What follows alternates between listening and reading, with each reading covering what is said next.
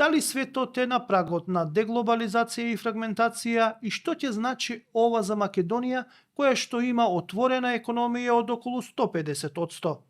Зошто инвестициите во светот се намалуваат и како тоа ќе не погоди нас?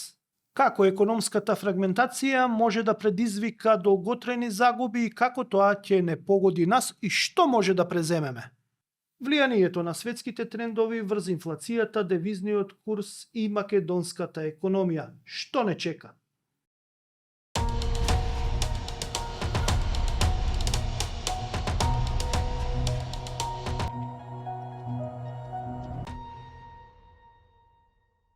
Да, тоа беше најавата за тоа што ќе гледате во овој подкаст, а гостинка е, да не должам, поранешната гувернерка Анита Ангеловска-Бежовска. Добре дојдовте. Добро најдов и ви благодарам за поканата. Да, ова со В секогаш се бунам, Ангеловска беше со В, Бежовска беше без В, секогаш тоа внимавам да не го сгрешам, но најавив што ќе зборуваме, но у суштина основниот лајт мотив зашто ве повика во подкастот е бидејќи го планирав подолго време, а целта беше да завршиме, да дадеме еден преглед на вашата богата 25 годишна кариера, каде што учествувавте во голем број реформски процеси во државава, но и се боревте како вице-гувернерка, но и гувернерка со голем број кризи, кои што чии опашки се уште ги чувствувавме, и сакав да направам еден осврт на вашата кариера, без разлика дали ќе бидете реизбрана или не реизбрана на позицијата. И тоа го планирав, нели, при крајот на минатата сезона, но некако не ни се погодија коцките, но реков должен сум како економски новинар да дадам еден мал осврт на тоа што се случуваше во времето на вашата кариера како вице-гувернерка и гувернерка. Но од друга страна, кога го подготвувавме подкастот, се појавија мал милион прашања отворени, кои што веќе ги најавив, а тоа е она што ни се случува реално во светот.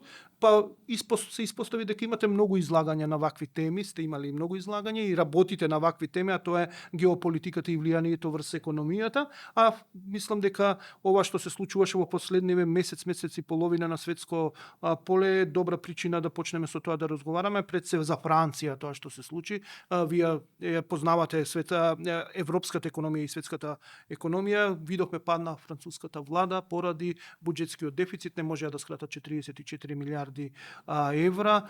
Сега гледам податоците, кажуваат дека француската економија е исклучително задолжена, 114% од бруто домашниот производ и се мери во неколку 3,3 трилиони евра во суштина јавниот долг на оваа економија. Ајде, она што мене ме интересира веројатно и јавноста, се споменува се почесто дека може да ни се повтори 2009-2010, односно онаа должничка криза која што беше предизвикана од големиот јавен долг на Грција. Дали може да се повтори тоа сега во момент во Европа, а со тоа и во светот?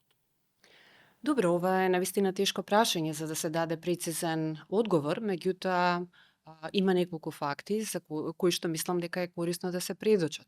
Прво, Франција е втора по големина земја во Европската унија, на која што отпаѓа околу 16% од бруто домашниот производ, што во основа значи случувањата во Франција може да има значително влијание во Европската унија. Како што и самите посочивте, јавниот долг во Франција веќе подолго време обстојува на повисоко ниво, значајно над мастришките критериуми 113-114% од бруто домашниот производ, а според проекциите на Меѓународниот монетарен фонд, доколку не се применат позначајни структурни реформи во насока на консолидација на буџетот, овој јавен долг може да продолжи да расте и понатаму. Во Франција, она што е значајно, не е предизвик само вкупната големина на јавниот долг, иако тој е еден од највисоките, после Италија, мислам, е втор највисок долг во рамки на Европската унија. Таму проблем е и структурата на самиот долг. Дискрециониот простор, односно маневарот, кој што го имаат носителите на политиките е реално мал, имајќи ги во предвид законските обврски за исплати на голем број на буџетски алокации, што значи дека во фискалната консолидација во основа значи ќе бара потреба од посеопфатни реформи, системски реформи, кои што секако не е едноставно да се спроведат, особено во овој социјален контекст тие по правило се болни како реформи, но верувам дека француската влада секако ќе изнајде соодветен начин за постепена фискална консолидација, која што на среден рок нема да го загрози фискалниот простор. Но падна владата бидејќи не беше прифатливи такви резови. Зборуваме за 44 милиарди евра, кои што требаше да се скратат од повеќе сектори, но генерално гледавме дека падна и дека нема политичка волја тоа да се направи, а има еден податок што дојдов дека за време на владењето на Макрон од 2017, ако не се лажам, до сега јавниот долг на Франција е зголемен за 47%. Тоа е сериозно зголемување на јавниот долг.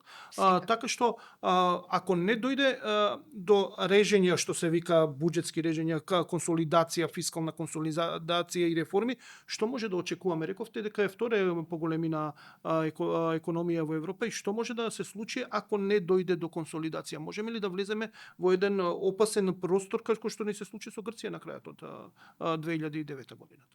Видете, не би прогнозирала, сепак тоа се сериозни работи. Меѓутоа, се работи за земја членка на Европската Унија, а Европската Унија со текот на времето значајно ги зголемуваше и механизмите за поддршка на своите економии. Ако се сеќавате, ако се навратиме на периодот на должничката криза која што започна во периодот на 2011-2012, а всушност ескалираше во 2015 година, неколку пакети на помош се обезбедија за земјите кои што беа со поголем должнички товар и на кои што им беше потребно. Затоа што непреземањето на мерките од страна на Европската Унија, се сеќавате и вие, предпоставувам, значеше и ризик за обстојување на еврото и за обстојување на еврозоната. Дали уште ги влечеме опашките од таа криза што е 2010-2011, што се случи за должничката, зборуваме, тоа е за Грција. Од таму почна да се одмотува клопчето и дојде до да се види дека имаше прва сериозни проблеми со јавниот долг во еврозоната, каде што беа загрозени Италија и Шпанија беше загрозена. Едноставно имаше сериозни последици. Дали уште ги влечеме од таа криза опашките што се вели? Или ги саниравме, а сега ова е некоја нова криза? Добро, по глобалната економска криза следеше процес на постепена консолидација во економиите, кој што процес беше повторно нарушен де факто со пандемијата. Заради силината на пандемијата, државите повторно беа упатени на примена на значајно големи фискални пакети кои што повторно го подкренаа јавниот долг, и тоа позначајно. Во глобални рамки во 2020 година глобалниот јавен долг се зголеми за повеќе, па негде близу до 99%, ако добро се сеќавам, што беше значајно зголемување кое што ги зголеми во глобални рамки ранливостите на економиите.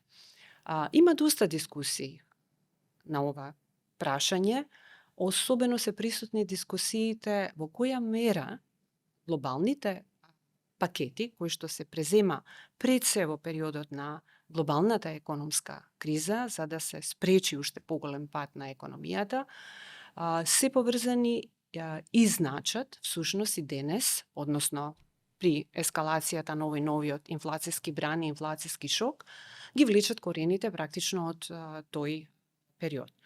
Че постојат голем број на дискусии во оваа насока, меѓутоа постојат и голем број на работни материјали, истражувачки квантитативни материјали, кои што се обидуваат да дадат одговор на тоа прашање дали всушност таа глобална ликвидност која што беше имитувана во тој период за да ја спаси економијата, а беше поспоро повлекувана во натамошниот период, се уште влијаеше на овој глобален инфлацијски шок.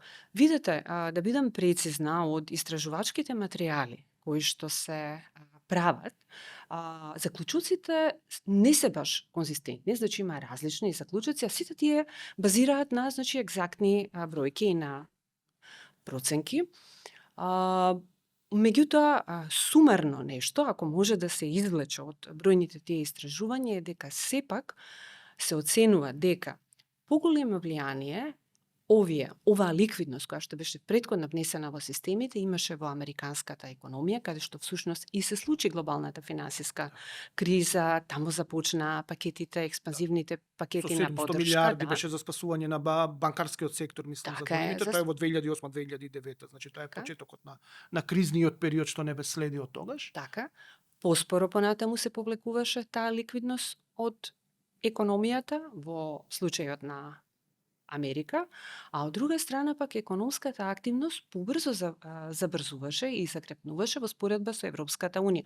Например, во Америка во 2021 година веќе економската, се извинувам, во 2009-10 година, а потоа и во во поновата историја во 21 година веќе брзо имаше закрепнување на економската активност. За една година 30% беше надминато пред кризното ниво. Сето тоа упатуваше на потреба од водење на попредпазливи политики. За разлика од состојбите во Америка, истражувачките материјали во Европа упатуваат дека во Европа сепак поголемо влијание има цените на примарните производи, глобалните шокови во овој сегмент, особено енергетскиот шок, бидејќи Европската Унија е и поранлива во однос на американската економија на енергетскиот шок. Во суштина, Украина врз Европа влијае, а мерките, антикризните мерки врз Америка влијаат и можеме сега вака како што зборуваме да дојдеме до еден заклучок дека затоа во овој момент Америка има можеби повисока инфлација одошто Европа. Европа од кога се стабилизираше на енергетско поле, иако плаќа далеку поскапи енергенси во поглед на тоа што беше пред кризата, односно војната во Украина, сепак инфлацијата се движи на некои пристојни 2%, некои има отстапување, но еве германската 1,9-2%, Франција има 0,9, додека Америка има над 3% до 4 доспева, односно инфлацијата е сериозно поголема во Соединетите Американски држави. Дали може да се каже у суштина дека да се извлече заклучок дека Украина си влијаеше од кога се стабилизира енергенсите, Европа се стабилизираше бидејќи имаше реформи, ги извлече парите од оптек што беа пуштени заради кризите, додека Америка си ги влече последиците од преголемата ликвидност. Видете, има материјали, како што споменав, што токму упетуваат во таа насока. Поголемиот степен на експанзивност на политиките резултира и по повисока агрегатна побарувачка во економијата, која што на крајот се рефлектира и врз инфлацијските притисоци. Во Америка тековно значајно повисока е инфлацијата во споредба со инфлацијата во Европската Унија. Инфлацијата во ЕУ за оваа година е проектирана да изнесува 2,1%, при што се очекува дека таа ќе продолжи и натаму да забавува и наредната година веќе ќе се сведе под 2%. А знаеме дека една од основните цели на Европската централна банка е одржување на инфлација од околу 2%. Сега доаѓаме до клучното прашање, онаа што мене ме интересира, што ќе се случува со Америка. Америка е голем пазар, најголема светска економија, сите гравитираме околу нејзе, директно или индиректно, но гледаме дека има притисоци, на пример, од страна на претседателот Доналд Трамп да се намалат каматните стапки, со што повторно ќе се заживее дополнително економијата, ќе се заживее кредитирањето, дополнително тоа значи нови пари во системот, у суштина дополнително загревање на економијата наместо да се извлекуваат парите. Дали можеме да очекуваме во наредниот период заради поголемото мешање на политиката во економските текови во Соединетите Американски држави, повторно влегување во некој кризен период, иако не сме ни излезени поради политиката што се води на светско ниво. Видете, во глобални рамки еден од клучните ризици на кои што се посочува се токму трговските политики и пошироко геоекономскиот контекст, кој што е прилично сложен.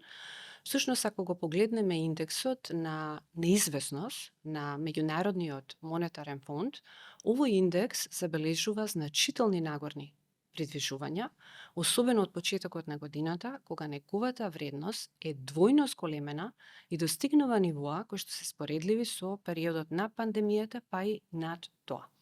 Ако се оди подлабоко, се навлезе во суштината и во факторите кои што ја движат ова неизвестност, може да се види дека токму геополитиката, трговските војни се главниот двигател кој што го перципираат инвеститорите. Нормално во услови на таква висока неизвестност, природно е да постои воздржаност на инвеститорите, но потребна е воздржаност и на носителите на политиките и водење на исклучително прудентни политики. Всушност тоа го гледаме и во американската економија од страна на ФЕД, Централната банка на Америка, која што е прилично внимателна и се уште не презема чекори за намалување на основната каматна стапка. Зошто? Мислам дека согласно комуникацијата на ФЕД, еден од клучните фактори е неизвестноста околу можното влијание на трговските политики врз инфлацијските движења во Америка, но и врз економскиот раст, бидејќи ФЕД има двоен мандат. Едната цел е ценовната стабилност, а втората цел е економијата, економските движења.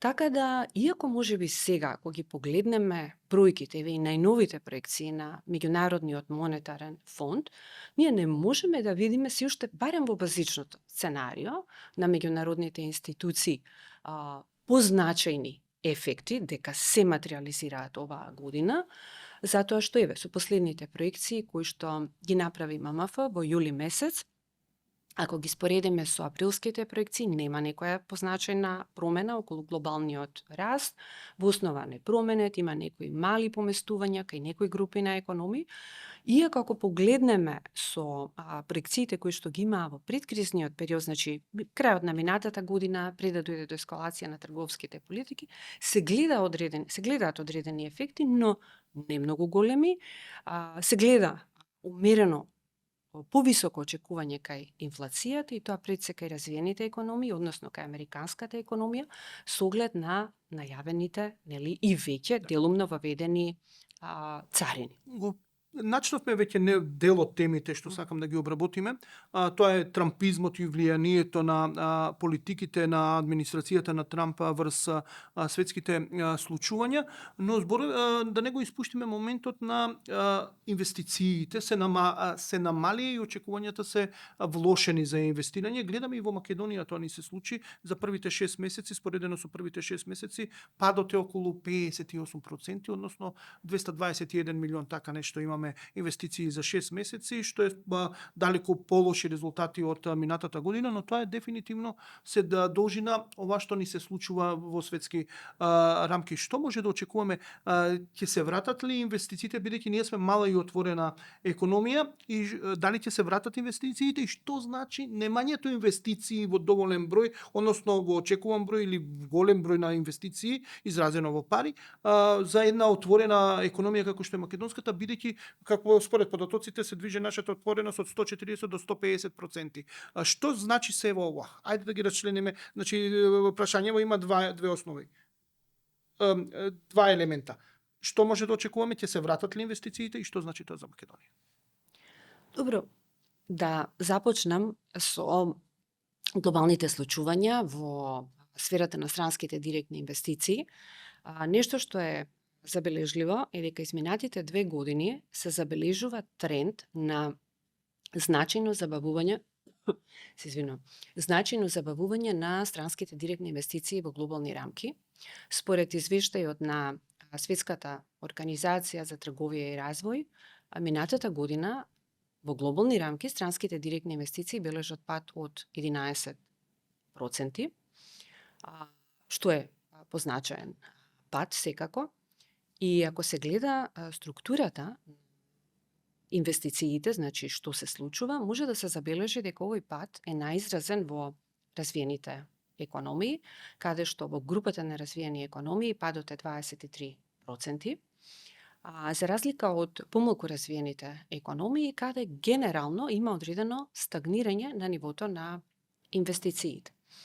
Ако се погледне секторски, значи во кои сектори се случуваат промени, важно е да се потенцира дека се забележуваат поголеми приливи, поголеми насочувања во секторите каде што дигитализацијата доаѓа на површина, а помали вложувања во инфраструктурата, па дури и изненадувачки во обновливите извори на енергија.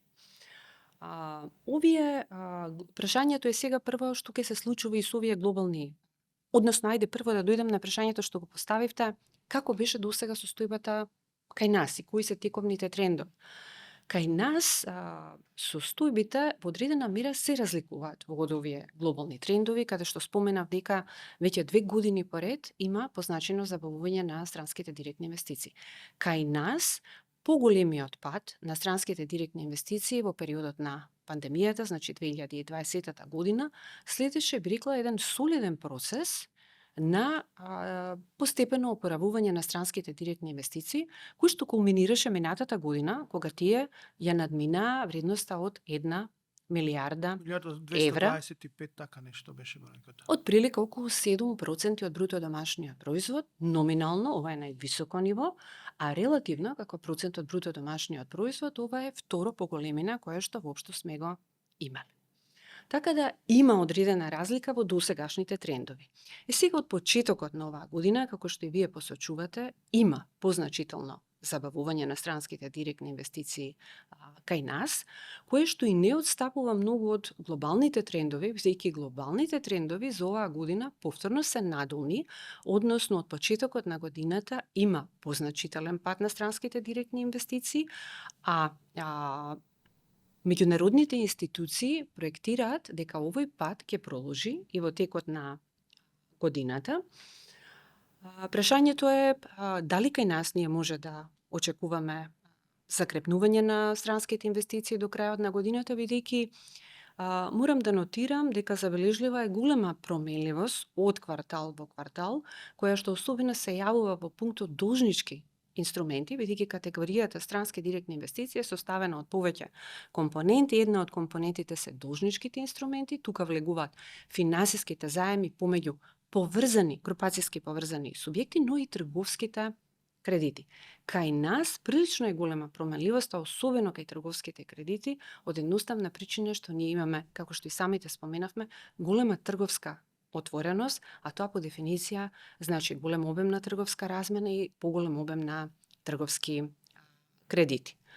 Така да неизвестно е, не би можела со оглед на оваа променливост, генерално од оно што е јавно објавено од проекциите на Централната банка, очекувањата се сепак дека ќе има одредено закрепнување на странските директни инвестиции оваа година и тие во просек би се движеле близу до некој историски просек за странските директни инвестиции. Ако нема закрепнување, опасно ли е тоа за македонската економија, бидејќи тоа учествува и во бруто домашниот производ, значи влијае на бруто домашниот. Опасно ли е ако не дојде до тие историски просеци за нашата економија? Сите помали економии, како што е всушност и нашата економија, во основа зависат многу повеќе од надворешна трговија и од странски инвестиции. Зошто? Затоа што нашиот доход е релативно мал, тој не е доволен за позначителни инвестиции во нашата економија, кои што се важни за зголемување на производствениот капацитет и секако отсуството, позначајното отсуство на странски директни инвестиции може да има негативно влијание во повеќе сегменти на нашата економија. Во реалната економија, значи помалку странски директни инвестиции, помал извоз во нашата економија, помали девизни приливи. Да не заборавиме, странските директни инвестиции не значат само и прилив на капитал. Значи, практично тоа е странски капитал кој што ние го везуваме. Но на што е важно за странските директни инвестиции, дека тие се сопственички капитал, помалку променлив, не го зголемуваат долгот на нашата економија, а исто така многу значајно значат и прилив на знаење и технологија, која што секако недостасува во помалку развиените економии.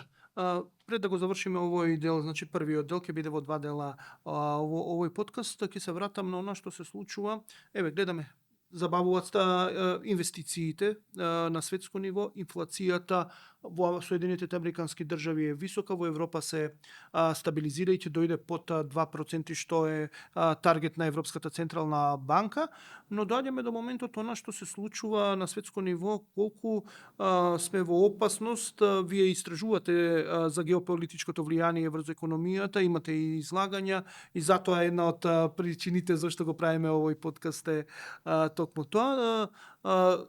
Оно што се случува, гледаме дека Трамп повторно разгорува трговска војна, сега се закани и на Кина дека се здружила во завера заедно со Русија и со Северна Кореја против интересите на Соединетите американски држави. Да, денови имаше позитивни вести дека за TikTok се договориле нешто, ќе има некој договор и тоа е повторно на топло-ладно, но гледаме дека имаме генерално голема нестабилност на светската политика. Колку ова е нестабилност и војната со царините и непостојаноста во политиката, односно честото менување, може да ја дестабилизира светската економија.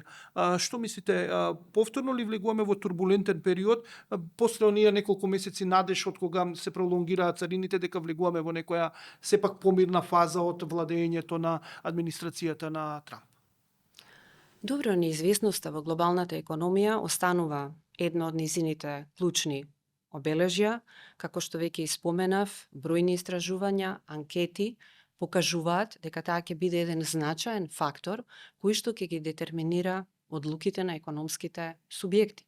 Например, имаше една анкета интересна на британскиот think tank OMFIF, според која што се анкетираат потенцијалните инвеститори со прашањето кои се клучните фактори кои што ќе влијаат на начинот на нивното однесување, на обемот, дестинацијата на нивните инвестиции и слично, при што 30% од испитаниците кажуваат дека фактор број 1 е геополитиката, а ако споредуваме во претходен период кога се спроведувала таа анкета, биле неколку проценти од испитаниците кои што посочувале како број 1 фактор, а 80% од испитаниците велат е во првите 3 клучни фактори кои што ќе влијаат на нивните однесувања на економските политики.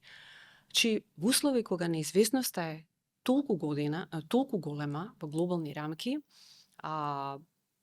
тоа значи голема воздржаност на инвеститорите, особено непознаница се случувањето во трговскиот сектор. Се повеќе се зборува за ризиците од деглобализација, од дефрагментација на глобалната економија и се прават обиди за проценување на можните ефекти врз целата глобална економија. Деглобализација и фрагментација на светската економија во вториот дел, каде што ќе зборуваме и малце за вашата борба како гувернерка и вице-гувернерка со кризите и колку беше опасно тоа за македонската економија, тоа што се случуваше во изминативе 15 на години, но сега е време за првата пауза и единствена пауза во овој подкаст, значи време е за да се одмориме, па веднаш се враќаме со разговорот. Подготви се за најубавата животна улога, без грижи за предизвиците што доаѓаат со неа. Аплицирај сега за потрошувачки кредит од ИУТЕ до 600.000 денари на 60 месечни рати со фиксна каматна стапка од 2,9%. Со ИУТЕ сега можеш повеќе.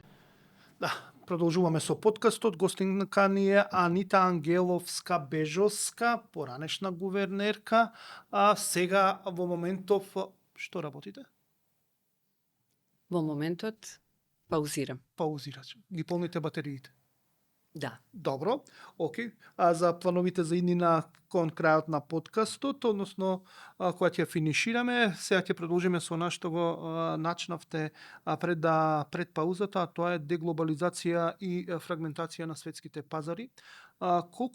Колку е заврши приказната со слободната трговија, бидејќи имаше една информација од Светската трговска организација дека тргувањето според правилата на СТО е најниско во последните 80 години од кога се водат некакви правила според оваа трговска организација и се споменува, ова треба да се види повторно во доменот на шпекулации, дека западната хемисфера, односно Соединетите американски држави, Европската унија и овие земји што гравитираат околу овие два сојуза, Америка и Европската унија, ќе си направат своја слободна трговска зона, а остатокот ќе моли повторно да влегува под нивни стрикни услови. Колку е ова реално, што вели геополитиката, што зборува фрагментацијата на пазарот, ајде да разглобиме пред да преминеме на другиот дел од прашањата. Добро, прво да ги појаснам двата термина, Така. деглобализација и фрагментација, кои што многу често се споменуваат како едни од клучните ризици за глобалниот амбиент. Во контекст на трговијата, кога зборуваме за деглобализација, се мисли на значајно намалување на трговијата помеѓу земјите, односно намалување на извозните и увозните текови. Дефрагментацијата во основа не мора да значи намалување на вкупниот обем на трговија. Фокусот се става на географско пренасочување на тргувањето. Во основа се зборува за формирање на потенцијални трговски блокови, меѓу кои ќе има поголема концентрација на трговијата. Дали овие трендови веќе се случуваат со оглед на овој глобален контекст? Ако ги погледнеме податоците за трговијата, за светската трговија, може да се забележи дека вкупната вредност на светската трговија бележи намалување. Минатата година вредноста на трговијата се намали некаде на околу 56% од глобалниот економски производ. Меѓутоа пак, ако гледаме подлабоко, ова ниво сепак не е толку поразлично во споредба со предпандемискиот период, за да може да веднаш изведеме заклучоци на вистина за драматичен пат на глобалната трговија. Особено ако се има во предвид фактот дека минатата година имаше и намалување на цените на голем број производи, особено примарните производи, што значи исто така влијае на вредноста на трговијата.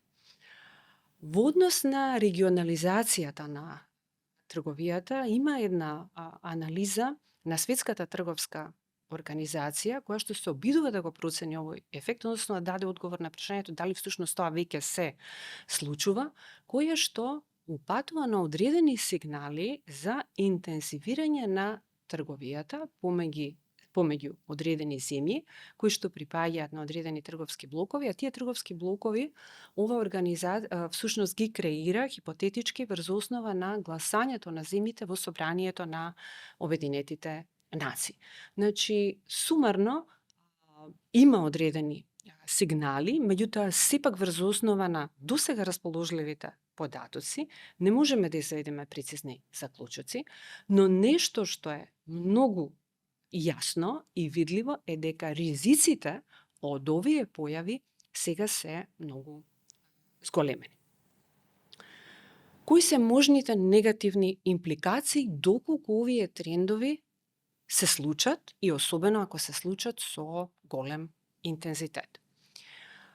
Според проценките на Меѓународниот монетарен фонд, ефектот не би бил незначаен, ефектот би бил особено изразен. Тие проектираат можен пат на економската активност од 0,2% до околу 7%, значи понисок економски раст, а дури доколку овие процеси се проследени и со технолошка фрагментација, тогаш може да достигне и до 12%. Зошто? Да се вратам еден чекор поназад. Глобализацијата, односно растечката трговија со децении наназад имаше бројни предности за глобалната економија. Самата економска, трговска, финансиска, технолошка интеграција на земјите во светот придонесе, всушност има истражувачки материјали кои што упатуваат на тоа, до значаен раст на светскиот доход, намалување на светската сиромаштија, а особено намалување на сиромаштијата и зголемување на доходот во помалку развиените економии, значи тие има возможи на некој начин една доходовна конвергенција, значи побрзо приближување до развиените економии. Може да ни се зголеми сиромаштијата ако продолжи фрагментацијата? Добро, зависи што ќе се случи. Ова се хипотетички сценарии и но сега веќе јас ги само се препознавам, вие ни ја навраќам. давате рамката, но јас Да. веднаш го ставам во контекст договорот за соработка помеѓу Соединетите Американски држави и Велика Британија за градење на огромни поврзување за вештачка интелигенција и квантно поврзување помеѓу двете држави, каде што они се затвараат во свој круг и од технолошкиот процес ја изфрлаат веќе Кина, веќе 5 години, 6 години од првиот мандат на Доналд Трамп, Кина се изфрла од пазарот за напредни чипови и односно за висока технологија која што се обидуваат на Соединетите Американски држави да ја задржат само во својот двор, односно во дворот на Америка, на Холандија, на Велика Британија и делумно на Европската унија, односно се прават два технолошки табори кај што нема да има пренесување на знаењето, односно на технологијата во другите технолошки табори. Ова го давам, вие ми ја дадовте рамката, јас само ги уфрлам сега елементите што се достапни во јавноста, што ги гледаме, у суштина за да сватиме дека ова се случува веќе. Теоријата вие што ни ја кажувате ја гледаме во пракса, само треба да ја примениме оние случаи. Дали рековте до 12% ако се затворат технолошките процеси, односно размената на технологијата и на знаењето би можело да падне светската трговија. Тоа е сериозна бројка и сериозно ќе влијае на сиромаштијата во суштина, бидејќи ќе останат голем дел од регионите неразвиени, односно неприклучени на светските текови. Дали е тоа реално опасно, себе вака јас како што ја поставив работата? Видете, не случајно во сите проекции на меѓународните финансиски институции, главниот ризик од економското сценарио, од економските проекции е всушност геополитиката, тоа е еден од клучните ризици и можните импликации. Ефекти, проценети ефекти не се вградени во основната сценарија, но сепак се потенцираат како клучни ризици околу среднорочните очекувања. Дали до тоа ќе дојде? Дали ќе има материализација воопшто или во кој обем тоа би се материализирало, ќе зависи навистина од многу фактори и навистина е многу тешко тоа да се процени. Но во секој случај, тоа што го покажуваат анализите дека доколку дојде до вакви процеси, значително повеќе ќе бидат погодени помалку развиените економии, со оглед на тоа што дека тие по својата природа се многу поупатени и повеќе зависат во однос на пристап до странски капитал, пристап до странско знаење, пристап до странска технологија. Всушност, ако го погледнеме регионот на Западен Балкан, еве нашиот регион, а веќе споменав дека глобализацијата се смета за еден од досегашните двигатели на доходовната конвергенција, тоа е дефинитивно случај во регионот на Западен Балкан. Се случи една огромна отвореност и во трговските текови, и во финансиските текови. Например, во изминатите 2 децении, трговската отвореност во просек во регионот на Западен Балкан се зголеми за 25% од бруто домашниот производ, а финансиската отвореност за околу 70%, што придонесе, речиси, двојно зголемување на нивото на доходовната конвергенција, која што достигна и тековно се движи некаде околу 40% од доходот во Европската Унија. Исто така, ова е многу релевантно и за нас. Кај нас дури степенот на трговска и финансиска интеграција е многу поголем од просекот во регионот на Западен Балкан. Кај нас позабрзано се случуваше тоа, имавме солидни странски директни инвестиции, можеби не беа тукави голем по обем, меѓутоа тие влегуваа во секторот на производство, што значи ја зголемува и нашата надворешна трговија. Ако влегуваат во услужниот сектор, не мора да значи дека толку ќе дојде до отвореност. Меѓутоа, што ме во производниот сектор, тоа значајно влијае и на отвореноста на економијата.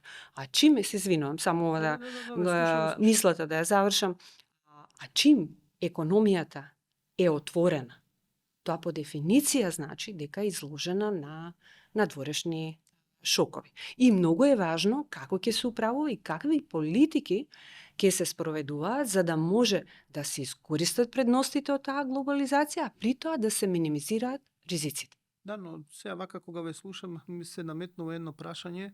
дали веќе природно се гледа, бидејќи се прават табори во светските економии, гледаме дека имаме БРИКС, имаме западната хемисфера, кај што се стариот западен блок, НАТО у суштина, земјите наспроти БРИКС и Африка е башка приказна, Јужна Америка е башка приказна, светот се повеќе имаме башка и башка приказни. За ова што го зборите ни се наметнува едно прашање логично, дека нашиот избор како економија и како држава се знае на кој дел би требало да припадне и не можеме многу што се вика да одиме лево десно, да имаме избор или да бидеме неутрални или да водиме некоја од бивша Југославија политика со сите добри да бидеме и да развиваме, дека дефинитивно ќе мора да припаднеме кон едниот фрагмент, кон едниот дел од светската економија, тоа е кај што сме поврзани, интегрирани, а тоа е западниот или НАТО делот, кај што сме и НАТО делот, таа алијанса сме дел, но не ќе можеме да играме со другите делови од светот, бидејќи дефинитивно, ако сакаме да го зачуваме ова што е отвореноста и можноста за трансфер на знаење, на капитал и сето тоа ќе мора да одбереме у суштина. Секако мислам на тоа и посочив. Помалите економии кои што се отворени, во принцип се изложени повеќе на надворешни шокови и треба многу повеќе фокус да се става на водење на здрави економски политики. Факт е дека малите економии, за да растат, мора да се интегрираат трговски. Тие мора да извезуваат. Не можеме ние да произведуваме. Не можеме да се затвориме никак. Не можеме да се затвориме, но можеме да влијаеме на степенот и на квалитетот на таа отвореност. Еве примери некој би споменал. Баш ме интересира како тоа да го направиме квалитетот сега, а не можеме да се затвориме, тоа мала економија сме, кои се примерите? Например, структурни политики со кои што би можела да се намали ранливоста на нашата економија се следниве. Поголем фокус на домашното производство, особено во сегментот храна, во сегмент, ние се уште сме нету увозници на храна, иако имаме предуслови, барем таа ранливост да биде пониска во нашата економија, инвестиции во енергетскиот сектор, кои што ќе го намалат високиот степен на увозна зависност. Колку сме поувозно зависни, толку побрзо и посилно надворешните шокови се пренесуваат во нашата економија. Понатаму, исто така, важни се секторите каде доаѓаат странските директни инвестиции, вложувањата, бидејќи од тоа понатаму зависи и извозот. Важно е да нема голема концентрација и изложеност на поединечни индустрии, а многу е важно и новите инвестиции кои резултираат со извозни производи да имаат и помала увозна компонента. Кај нас тековно имаме релативна висока концентрација и на производството, особено на извозот во автомобилската индустрија, а и релативно е висок кој е извозно-увозниот коефициент. Во просек, според некои анализи, и извозот од, да речеме, компаниите кои што се во автомобилската индустрија, има околу 85% увозна компонента, што е навистина висока компонента и ја намалува потенцијалната предност и додадена вредност која што ние би можеле да имаме во нашата економија. Понатаму, многу е важно да се стави фокус и на услугите. Кога зборуваме за светската трговија, да, има забавување, но тоа забавување е пред се кај стоките, а има обратен процес кај услугите, кои што позначајно растат во изминатиот период. Има глобална побарувачка за услугите. И добро е, би рекла, што и кај нас забележуваме во последниве години има забрзување на извозот на услуги како ставка од платниот биланс. И на крајот би споменала, секако има тука многу политики, ова се само како примери, јас сега сепак немам детална експертиза од тие политики. Меѓутоа, оно што е важно, бидејќи малите економии се природно упатени на трговска интегрираност, тоа а со тоа значи посредно и на глобални шокови, тоа значи дека треба да водат многу попрудентни макроекономски политики, кои што ќе овозможат креирање на резерви, во предкризни времења, кои што може да се искористат за ублажување на кризните состојби. Значи дека лапиме сега пари и да го намалуваме јавниот долг, затоа што кога ќе дојдат лошите времења, иако мислам дека се дојдени веќе на светско ниво, дека повторно ќе бараат интервенции, но овде ќе го завршиме делот за деглобализација, фрагментација, но ќе останеме во нешто што го спомнавте во овој момент, а тоа е дека сме многу зависни енергетски. Нафта не можеме да најдеме. Ја немаме, едноставно сме барале, не сме можеле, но рековте да се инвестира во енергија, во енергенци и доаѓаме до онаа вашата работа како гувернерка, вие како народ додека бевте гувернерка, Народната банка одстапи од историската улога што ја има како Народна банка, а тоа е да се грижи за ценовната стабилност и за курсот на денарот. Значи, едноставно влеговте во еден сектор кој што беше да поттикнете инвестирање во зелени обновливи извори на енергија, што не е вообичаено за Народна банка. Вие ги поттикнувавте банките да кредитираат вакви проекти и мислам дека стигна до 5% така 5 и нешто 6 еве. Но зошто тоа го направивте и зошто излеговте од таа рамка за да поттикнете инвестирање во ваков сектор? Бидејќи не би требало, вие треба да бидете неутрални во поглед на тоа што би правеле, што би кредитирале банките. Да, одлично вие прашањето. Во овој контекст има доста дискусии и во рамки на Европската Унија и глобално што е улогата на централните банки кои треба да биде двигателот, да речеме во тој сегмент на позеленување на финансиите како поддршка во справување со климатските ризици. Ние плаќајќи од тоа дека нашата економија е енергетски интензивна економија и енергетски зависна економија, излеговме де факто од мандатот во потесна смисла, доколку спорувавме, но тоа не беше случајно, бидејќи она што е важно е дека оваа ранливост, структурна ранливост која што имаме во економијата може многу значајно да влијае на целите и задачите на Централната банка. Видовме, енергијата може многу значајно да влијае на инфлацијата, може многу значајно да влијае на платниот биланс, а чим имаме позначаен удар на платниот биланс, девизните резерви се намалуваат, а не имаме стратегија на одржување на стабилен девизен курс и на крајот на краиштата, доколку има преголема изложеност на финансискиот систем на климатски ризици, може да има и финансиска нестабилност. Така да, поаѓајќи од фактот дека оваа структурна слабост може да има значајно влијание врз макроекономската стабилност, односно параметрите кои што се во надлежност на Народната банка, во 2022 година за прв пат започнавме и со некои мерки кои што беа во насока на поддршка на зеленото финансирање. Практично направивме измена кај инструментот за заложителна резерва, кој што овозможи постимулативно однесување на банкарскиот систем кон поддршка на енергетски проекти во обновлива енергија.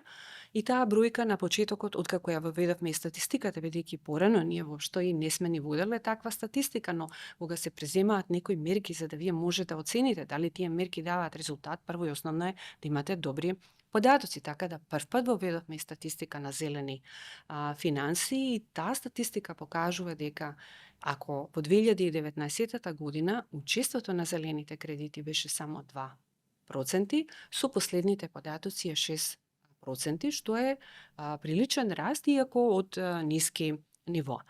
Меѓутоа би дополнила дека оваа мерка што ја преземавме во 2022 година не е единствената активност која што Централната банка ја преземала во овој сегмент. Ние всушност ја донесовме и првата стратегија за зелени финансии, која предвидуваше бројни активности и мерки во овој сегмент. Да споменам само неколку. Централната банка направи сеопфатна анализа на тоа колку нашиот финансиски систем е изложен преку своето кредитно портфолио на климатските ризици. Централната банка почна да ја унапредува својата методологија за вклучување на климатските ризици во макрострес тестирањето, давајќи се поголема тежина на овој сегмент. Направивме една анкета прво да видиме каква е состојбата во банките. Тоа што произлезе од анкетата е да, свесноста е релативно голема кај банките, меѓутоа активностите конкретни што се преземаат не беа на завидно ниво. Оттаму пристапивме и кон изготвување на посебна насока, значи правила, како банките да пристапуваат на овој климатски ризик, водејќи сметка што се случува во Европската Унија, промените кои што се случуваат таму, а потоа направивме и промена на подзаконските акти, со кои што влијаевме во неколку клучни сегменти, како да се интегрира управувањето со климатските ризици пред се од аспект на кредитниот ризик и банките, наметнавме обврска за зголемено доставување на податоци и информации од страна на банките во јавноста, но и податоци до Централната банка, кои што се инпут во оваа статистика која што ја споменав за зелени финанси, така почна како статистика за зелени кредити, но мислам дека минатата година ја надоградивме со уште посеофатен сет на индикатори за климатските ризици. Да. Влеговте во тој сектор за зелено финансирање, значи во енергетскиот сектор, но интересно е еден термин сега многу често се користи, тоа искрено да ви кажам, ние како новинари сме било цело време пред нос со секое соопштение на Народната банка, а тоа е базичната инфлација.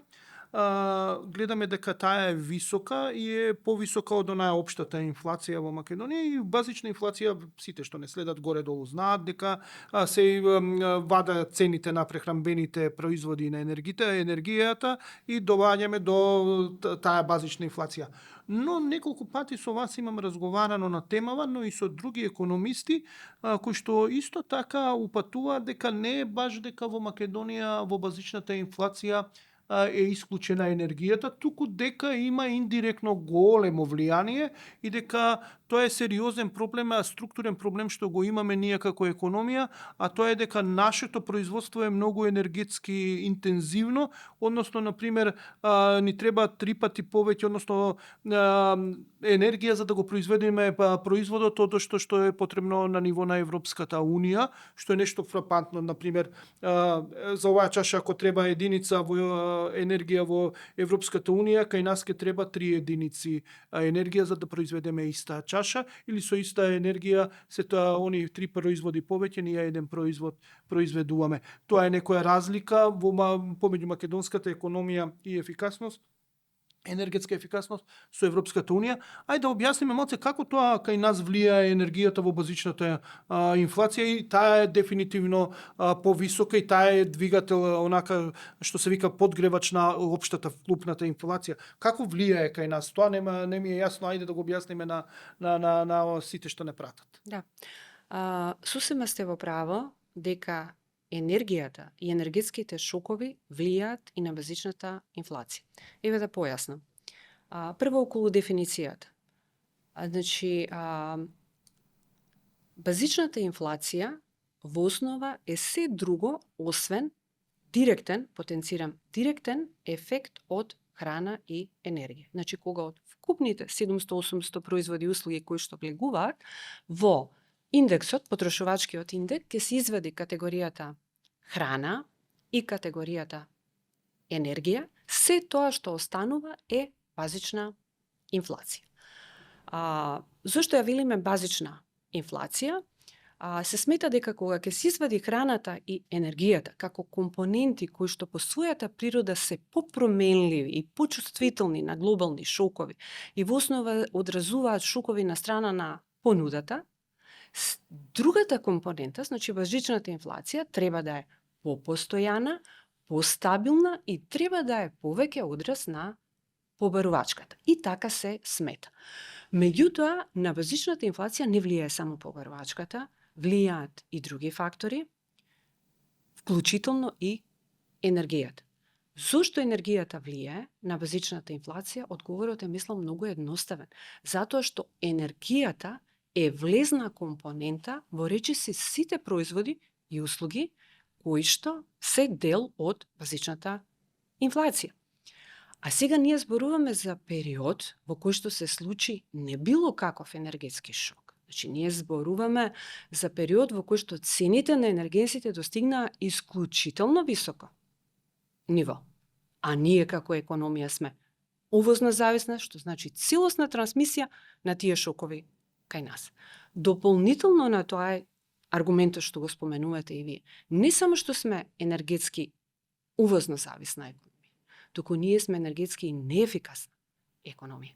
Ако ние трошиме 2 до 3 пати по единица, да произведеме единица бруто домашен производ по споредба со Европската Унија, тоа значи дека ист глобален шок, сите други фактори да се еднакви, двојно или тројно повеќе ќе ги погоди состојбите кај нас. Така да, енергијата дефинитивно влијае на базичната инфлација, повеќе е прашање колку, во која мера, кој е интензитетот, освен побарувачката како генерален индикатор, но влијаат и други параметри, например, мерките кои што се преземаат од носителите на политики и начинот на кој што тие влијаат на инфлацијските очекувања на сите економски субјекти. Влијае понатаму профитната маргина на корпоративниот сектор, степенот на конкурентност, ефективна конкуренција, која што постои на пазарот, колку државата има институционални механизми тоа да го обезбеди и слично. Но, секако, вашето клучно прашање беше, дали енергијата влијае на базичната инфлација? Секако влијае. Да. Го напуштивме оној глобализација и фрагментација муабет, но влеговме оноа што го работевте како гувернерка, рековме веќе за зелените кредити, и за осамостојување, поголемо со енергетско осамостојување преку финансирање на зелени проекти, но нешто мене ми беше многу интересно, први не го перцепирав јас како нешто многу важно, но вие го истакнувавте долго време, но исто така и Министерката за финансии тоа го истакнува како голема придобивка и ајде да кажеме и она се фали дека тоа е голем успех за државата, тоа е СЕПА.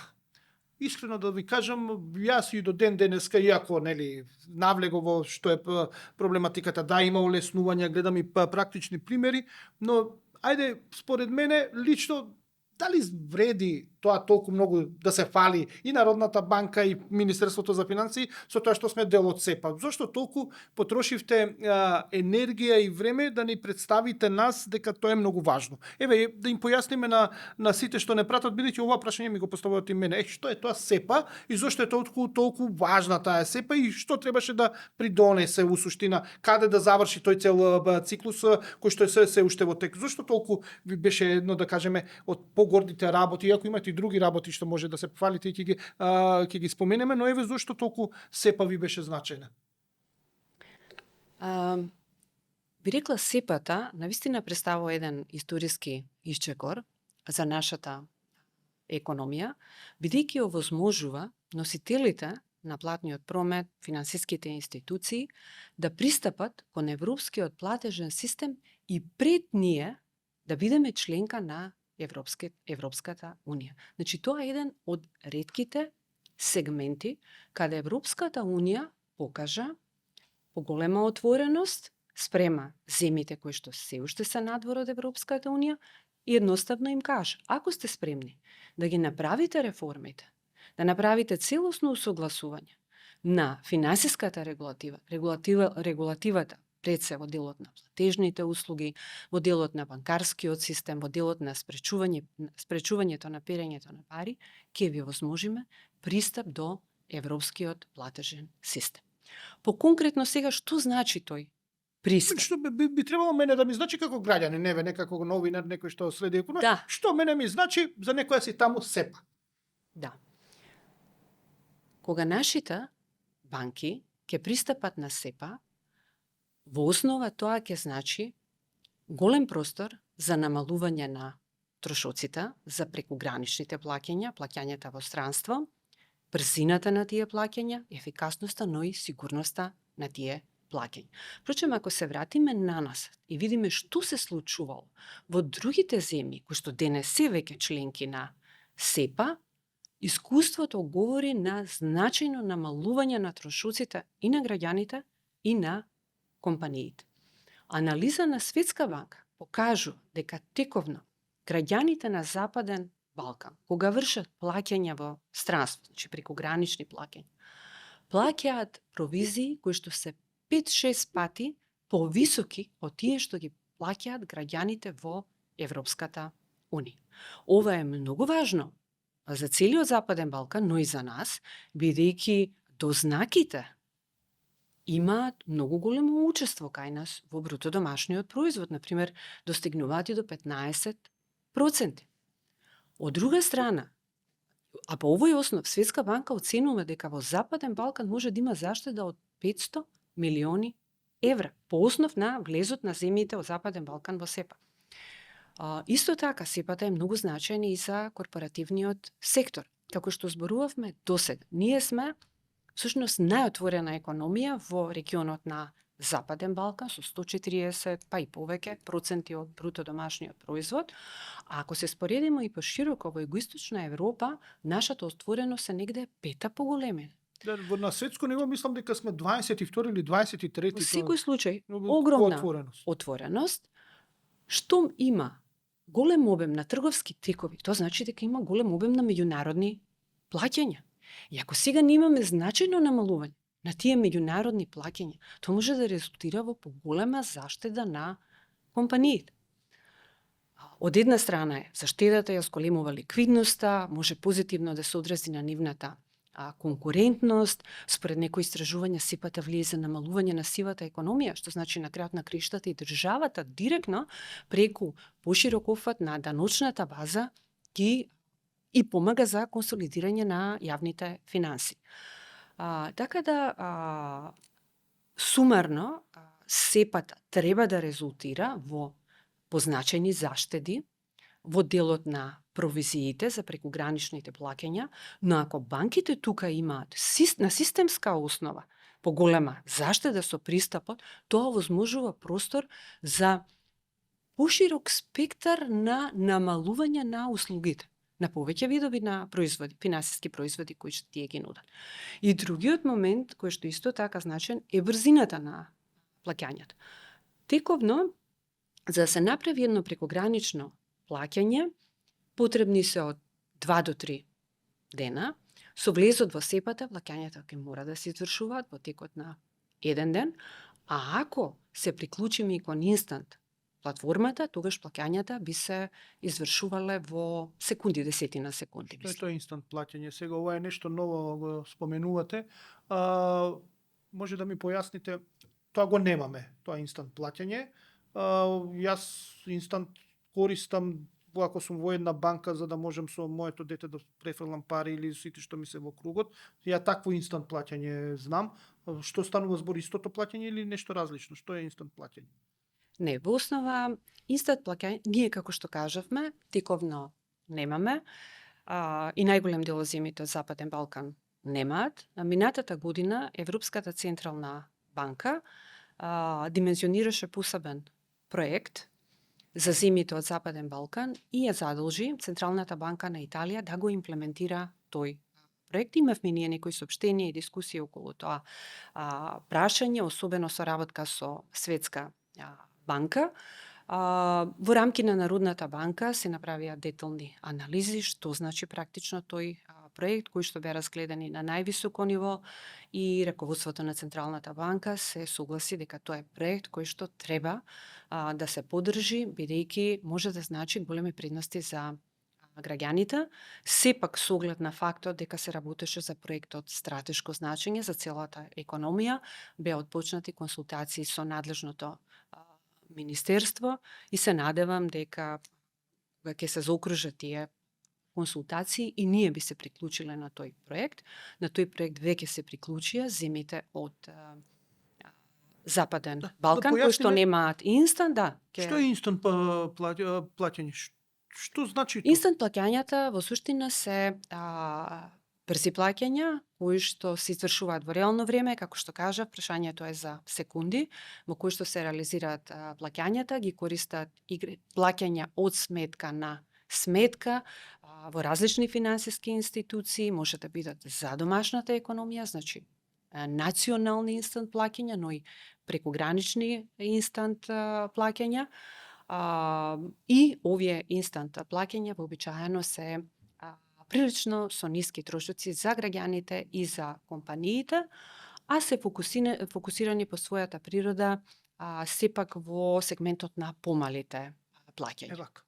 Сега, значи, јас со телефон би можел ли, например, да ви префрлам вас на вашата сметка во реално време пари, ако имаме инстант плаќање, без разлика што јас сум во една банка, вие во друга банка, или вие сте во странство, или било каде, или во странска банка, например, европска банка, што е да го префрлам тоа за секунда. Тоа ли е у суштина што треба да го добием? Апсолутно тоа е и затоа и заклучокот на Централната банка беше дека тоа е проект од исклучително значење, за сериозноста да не зборувам, со оглед на тоа што е проект кој што потекнува од Европската Централна банка и од таа причина колегите уште минатата година започна оперативни активности, истражувања, анализи, соработка со Италијанската Централна банка за да може навремено, доколку се постигне стратешка согласност кај нас на највисоко ниво за целисходноста на тој проект. Значи, јас, например, моето дете е во Полска. Има телефон со сметка, како што има, јас имам банкарска сметка во телефонот и му затреба итно пари да му префрлам. Без разлика може и да има од странско, например, еве во Полска да е, од полска банка да има сметка, јас можам од мојот телефон со минимална провизија да му префрлам на неговата европска сметка што е во некоја полска банка, да му префрлам пари за минимална провизија во реално време. Апсолутно, тоа може да се случи доколку тие трансакции се одвиваат помеѓу семји кои што пристапиле на СЕПА системот, а тековно околу 40 семји, мислам дека, а тоа се главно земјите од Европската унија. И ние чекаме сега само политички да се даде согласно за да може да пристапиме кон себе ова, бидејќи другите земји од Западен Балкан тоа го направија, пристапија кон овој систем. Потпишувањето на меморандумот за соработка со банката на Италија, која што го имплементира де факто овој проект, беше направено на почетокот на оваа година. Се надевам дека и кај нас, со оглед на значењето на овој проект, наскоро, ако има било какви дилеми, би се разјаснили и би продолжила имплементацијата, бидејќи како што споменав, колегите оперативно, целосно ја следат имплементацијата на овој проект, колегите од Народната банка. И со тоа, у суштина, ќе заврши проектот СЕПА, ќе се заокружи со инстант плаќањето. И со тоа, да. И да. Значи, тоа би било финешо, да, ова е веќе интересна информација, ова не го знаев. Добро, затоа служи подкастов да дознаеме што треба да добиеме, па сега ќе си ги прашуваме надлежните министерства до каде е работата. Ајде да финишираме, ни одзема актуелниот момент многу време од подкастот. Јас сакам сепак да ве парашам нешто и како ги поминавте вашите 7 години како гувернерка, претходно поминавте, мислам дека исто така 8 години како вице-гувернерка, од 2010 бевте избрана вице-гувернерка, од 2006 мислам дека влеговте во Народната банка како главен економист. Вие сте личноста која што го формираше тимот и што го направи трезорот во Министерството за финансии, а трезорот е основната алатка преку која што се извршуваат сите плаќања во оваа држава, што буџетски плаќања во оваа држава. Таму се сретнуваат фактурите за наплата и парите од даноците, па така се плаќа се што треба. Ни останува кусо време, но морам да ве потпрашам. Кога лошо спиевте, односно не спиевте, за време на која криза ви беше најтешко како човек што е вклучен во решавање директно на проблемите? Кога ви беше најтешко? Во основа, секоја криза носи своји специфични предизвици, креира еден исклучително комплексен сплет на околности, кој што бара многу поголемо знаење, многу поголема успешност и многу побрзи реакции во споредба со мирни времења. Сепак, ако се навратам наназад, кои биле најтешките моменти и вака, кои кризни епизоди биле прилично тешки, во основа пандемијата беше криза невидена по својата јачина, по својот интензитет и во глобални рамки. После големата депресија, тоа беше најголемата контракција на економската активност која доведе практично до парализирање на светската економија. Да се подсетиме, запреа тековите, трговијата, едноставно се затворивме дури во буквална смисла на зборот, резултираше со големи потреси на финансиските пазари, а ние сме мала економија и зависна како што зборувавме претходно, од пристапот до надворешни финансии, пристапот до трговијата со позначително влијание кај нас. Не дека и глобалната економска криза во 2008 година беше едноставна, меѓутоа има некои разлики меѓу двете кризи, а првата е дека глобалната економска криза не беше толку синхронизирана како што беше прво беше економска криза, а ние секако како економисти сме повични и подготвени да се справуваме.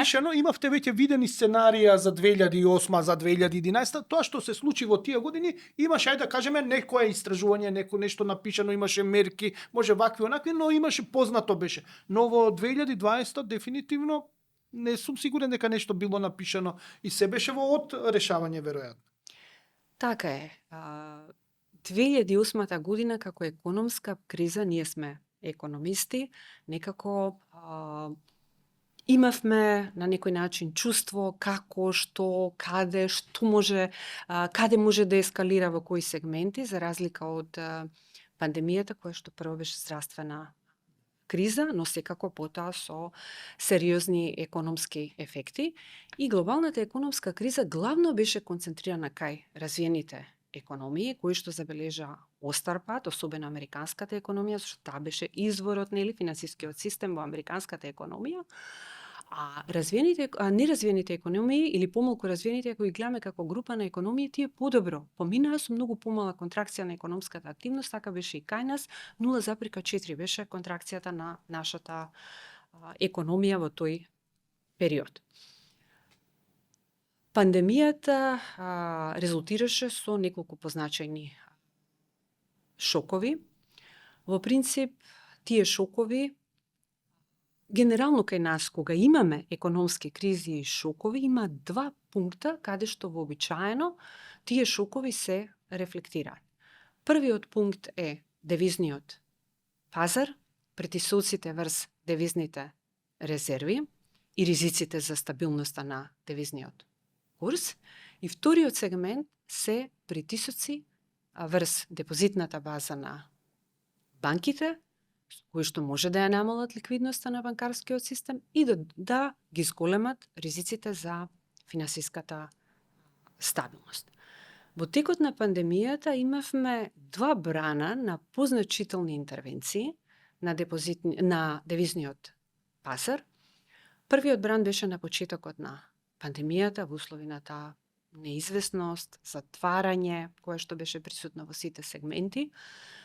Но реагиравме брзо како Централна банка и искористивме околу 15% од девизните резерви да го стабилизираме пазарот и очекувањата на економските субјекти. Бидејќи да потсетам, во тој период ние имавме голем пад на девизните дознаки, двоцифрена бројка, повеќе од 20%, странските директни инвестиции се преполовија, а исто така имаше и дополнителни шпекулативни елементи, кои што дополнително ја подгреваа побарувачката за девизи. Вториот бран беше со ескалацијата на енергетската криза, која што почна 2021 година, потоа ескалираше кога почна војната во Украина. Имаше силни притисоци, во овој сегмент притисоците доаѓаа во голема мера од корпоративниот сектор, бидејќи енергетскиот шок многу не погоди, во услови на висока увозна зависност, цените драстично се зголемија и на корпоративниот сектор му беше потребна поголема девизна ликвидност за да може да го направи увозот на енергијата. Во тој период, затоа што банките им продаваа на компаниите девизи, падна девизниот потенцијал на банките и мораше да интервенира Централната банка повторно со околу 15% од девизните резерви. Секако, покрај интервенциите на девизниот пазар, Централната банка преземаше и многу други мерки, комплексен сет на мерки, кои што овозможи, би рекла, за релативно кратко време да се надомести тоа што беше изгубено со интервенциите на девизниот пазар и не само да се надомести, туку и понатаму да се зголеми нивото на девизни резерви. Например, на крајот на минатата година нивото на девизни резерви и покрај интервенциите беше повисоко за 40% во споредба со пред пандемијата, а ако споредам 2018 година кога ги започна мојот гувернерски мандат, беше двојно повисоко.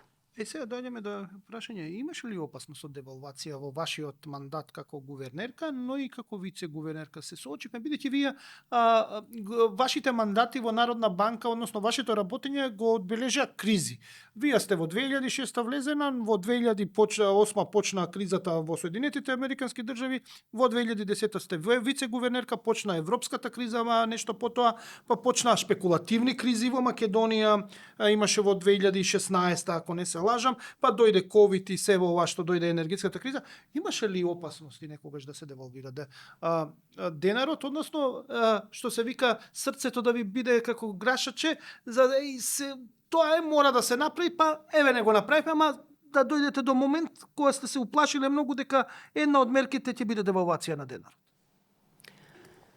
Видете, во услови на такви шокови и висок степен на неизвестност, секако тоа бара исклучителна посветеност на Централната банка, на незините вработени, бидејќи едноставно нема предвидливост и вие не знаете, дури и состојбата да е денес добра, вие не знаете дали наредниот месец или периодот што следува ќе биде добар. И вие мора да сте навремено подготвени. Тоа бара и голема проактивност, понекогаш и креативност, би рекла, во димензионирање на мерките. Не е нешто што се учи од книга, особено во вакви здравствени кризи со сериозни економски последици. Споменав, во 2 наврати загубивме по 15% од девизните резерви. Тоа не е за поценување. Меѓутоа, би рекла, не сме дошле во таква ситуација и не би требало никогаш Централната банка да дојде, а не сме дошле поради повеќе причини. Прво, клучно мислам е задржување на квалитетниот институционален капацитет на Централната банка. Човечкиот потенцијал е клучната работа за справување особено во кризни периоди. Второ, сме воделе внимателни политики во предкризен период, зашто резерви за реакција не се формираат во кризен период. Тогаш тие се трошат. И тоа е смислата на резерви. Резерви се креираат во предкризен период со водење на прудентни политики. Понатаму, со водење на прудентни политики во периодот на самата криза, мора голема внимателност, предпазливост, добро димензионирани мерки, кое што е од исклучително значење за справување со кризата. И така во целина мислам дека тоа се некои предуслови кои што се клучни и даваат одговор на прашањето зошто Централната банка со години наназад успева да одржи макроекономска стабилност, кој што е клучен предуслов за економски раст. Ние не можеме да имаме економски раст ако немаме макроекономска стабилност.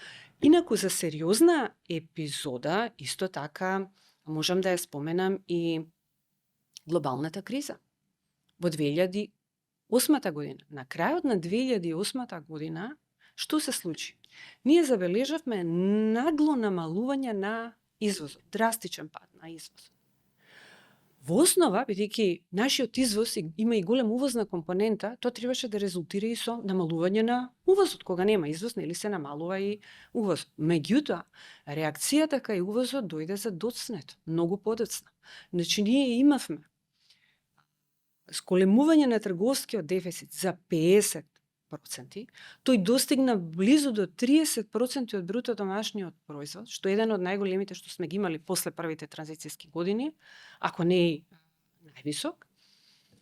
што креираше огромен притисок на девизниот пазар, значи нема девизи, Централната банка мора да интервенира и од таа фаза изгубивме 30% со интервенции на девизниот пазар, но, би рекла, со брза реакција на Централната банка, со применување на многу други мерки, веќе од половината на 2009 година започнаа постабилни трендови, се надополнија девизите, а и економската активност беше релативно малку погодена, 0,4%. Ова ми се совпаѓа со еден муабет со една банкарка во Македонија, неколку години после 2009 година, мислам дека беше 2012 муабетов, кога ја прашав, бидејќи тоа беше адакта, и јас не сакам во јавноста, никогаш не сум зборил за девалвации, не секогаш сум бил на спротивната страна и сум давал поддршка на Народната банка за да се смират тие стравови кај населението, бидејќи паниката може да придонесе за големи удари на девизните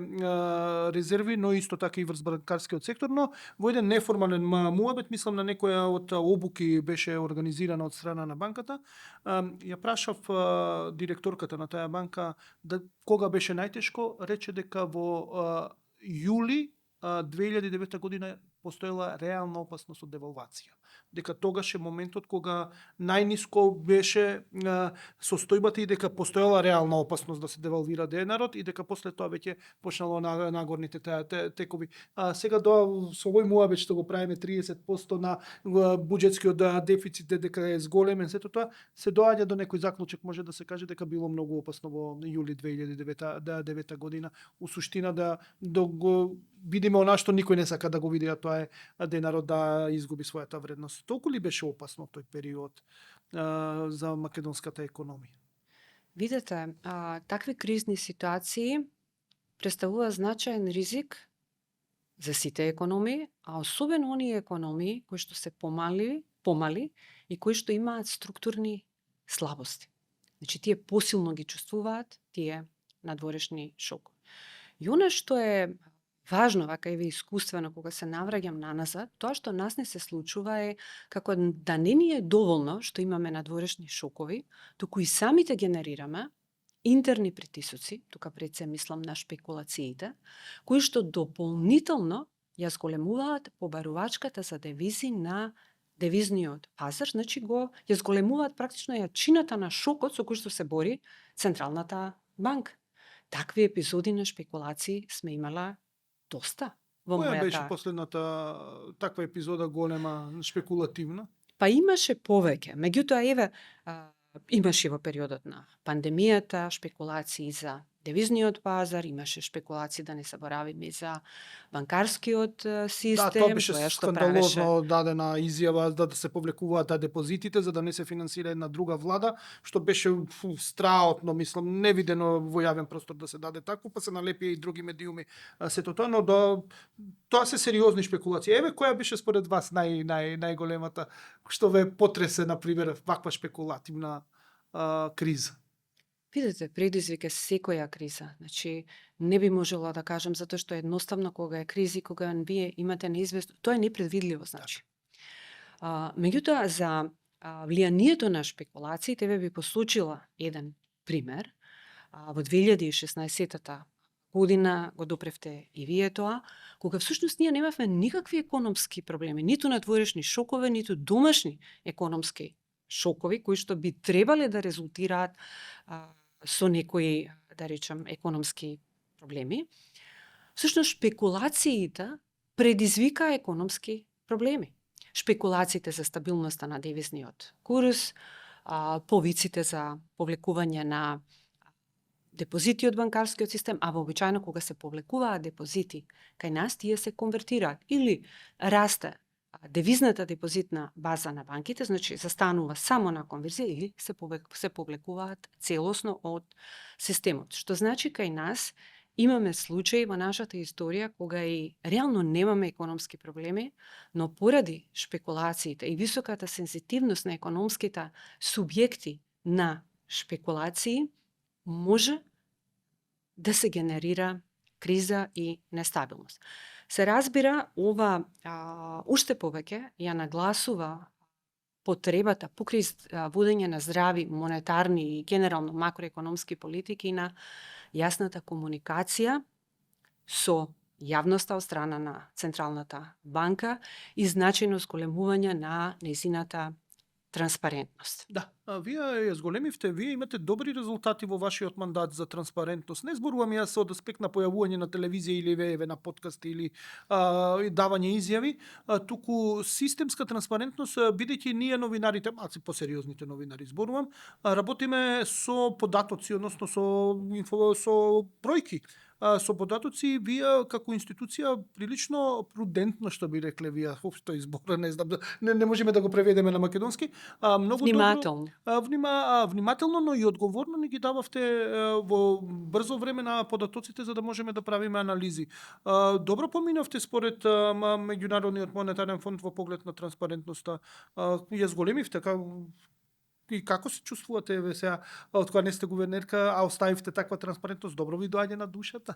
Лака дека нешто сте направиле околу транспарентноста на една институција која што по дефолт треба да биде малце позатворена од оние политички институции, бидејќи вие сепак имате некоја друга улога.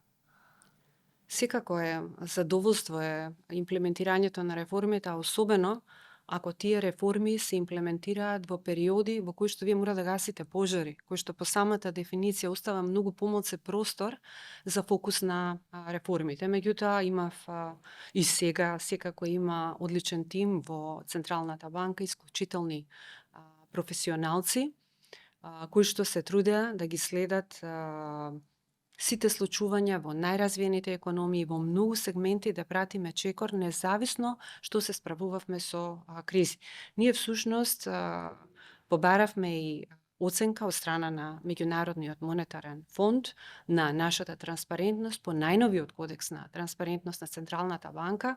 Бевме втора земја во светот каде што се направи тоа и навистина ми е драго што се заклучи дека има висок степен на транспарентност. Нормално добивме и доста препораки кои што се потрудивме, ги имплементиравме за натамошно градење и подобрување на комуникацијата на Централната банка со јавноста, бидејќи како што знаете, во современи услови комуникацијата на централните банки се смета како една од незините алатки, како една од незините инструменти, бидејќи влијае колку ефективно ќе се имплементира незината политика.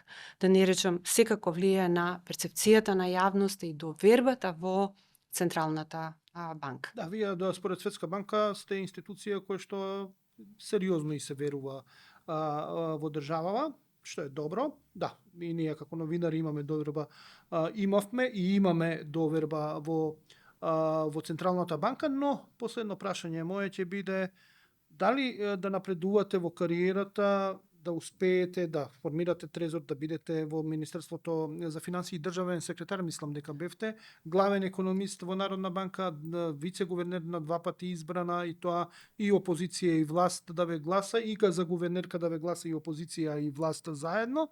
Дали за тоа придонесе затоа што сте швеѓанка? Например, па онаа круни мислам дека има Шведска, па вашето богатство ви овозможи да напредувате побрзо од нас нешвеѓаните овде во Македонија, вашето шведско потекло, вашето шведско државјанство, мислам имате шведско државјанство или немате? Не, сега немам. Не. Добро, инаку родена сте во Шведска. Да. Дали тоа што сте швеѓанка ви помогна 25 години да бидете во жижата на економијата во Македонија? И вашето потекло шведско? Добро, јас сум родена во Шведска, како што посочивте вие, бидејќи моите родители набрзо по завршувањето на средното образование, во потрага по подобра економска состојба, заминаа во Шведска, каде што во тој период се развиваше автомобилската индустрија и долги години работеа во тој сектор тамо. Но потоа јас се врати во голема мера, бидејќи моите планира да се вратат, иако останаа подолго од планирањето, така да во моето детство во голема мера е поминато со моите баба и дедо, кој што би рекла ме научија на вистински вредности во животот. Тоа беше едно скромно семејство, но со вистински вредности, и мислам дека тој домашен контекст, таа култура и градењето на свеста дека треба да се работи и дека еден ден тоа ќе се валоризира во животот, веројатно тоа е тоа што придонесе за таа моја професионална кариера. Во тие години на транзиција, кога јас ја почнав и мојата кариера во Министерството, беше навистина привилегија да се биде тим од професионалци кои што учествуваа во градење на таа пазарна економија, значи трансформирање на нашата економија од социјалистички систем кон пазарна економија. Тоа беше драгоцено богатство кое што ми користи во смисла на знаење, кое што ми користи целиот мој живот. Подоцна бев и поставена за раководител на работната група која доби задача да го формира и првиот трезор. Тоа беше една група од млади луѓе, јас исто бев релативно млада, 29-30 години тој период, а моите колеги уште помлади од мене. Меѓутоа ни се овозможи пристап до странска литература, техничка помош имавме од Меѓународниот монетарен фонд. Тоа бараше големи вложувања на целиот тим, голема посветеност. Немаше работно време 8 часовно. Меѓутоа имаше голема една амбиција, желба, посветеност да се направи нешто во тие години за државата. И ме радува што за релативно кратко време тој тим успеа да направи трезор во линија со современите трендови во тој период, па дури ние бевме посочувани како еден од најдобрите трезори во транзицијските економии, и јас и колегите бевме поканувани на презентации и во регионот на поранешна Југославија сме биле, например, дури во Словенија, Хрватска, бидејќи нашиот трезор се оценуваше на повисоко ниво од тоа што го имаат тие економии. Ви го поставив прашањето за потеклото затоа што сите на денешно време и за работата што го ја имате вложено и трудот во самата себе, затоа што сите денеска сметат, и ова е наменето за помладите генерации кои што се почесто ми го следат подкастот, е дека со труд може да се стигне далеку, а не со потекло. Намерно ви го поставив прашањето бидејќи и за вашите родители дека работеле работници во фабрика за возила, значи, а не сте на некого или нечие дете, туку вие во суштина родени сте во Шведска, но во суштина само тоа ве врзува со таа земја, се ве врзува со вашата работа, вашиот успех и вашето постигнување буквално заради вашето труд и вложување во себе. Значи не е потеклото, туку е трудот, и ова е многу важно за помладите генерации, но морам да финиширам со уште едно прашање. Каде ни се изгуби таа желба за работа што вие ја зборувате на 30 години да работите без работно време? И јас сум го поминал истиот тој период. Јас 44 дена не сум имал слободен ден, например, кога почнував како новинар. Сум работел од сабајле до вечер, сум работел од сабајле за скопска програма, навечер за вестите на македонската телевизија. Значи за скромни некои 100 евра за 6000 денари ми беше хонорарот кој го исплаќа, ајде да не кажам, на секои 3 месеци. И ја одев сепак на работа, моите ме финансира. Кај се изгуби таа желба кај младите вака да работат, да се надоградуваат, да вложуваат, да станат на 30 години раководители на сектора трезор, да вложуваат во слободно време, односно да работат и во недела, и во сабота, и делник, и празник, по 12 часа, за да додека не стигнат до позиција да бидат гувернер или искусен новинар или да бидат некој директор некаде. Се изгубили? Каде ги ја гледате тоа дека се изгуби? Вие сте мајка на 3 деца, успат се што го кажав за кариерата и што зборивме, вие сте мајка и на 3 деца, колку што знам, ако добро помнам. Так.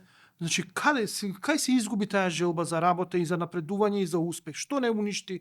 Каде некаде се изгуби? Видете, одлично прашање, но тешко е за одговор. Факт е како деланот ни недостасува, иако тоа се согледува и како погенерален феномен. Еве, не случајно ние и со нивото на економски раст сме овде каде што сме. Реформите во регионот цел на Западен Балкан, вклучително и кај нас, години наназад, релативно споро се спроведуваат. Мислам на структурните реформи, тие се клучните, кои што треба да го подкренат и потенцијалот на раст и да овозможат повисоки стапки на раст.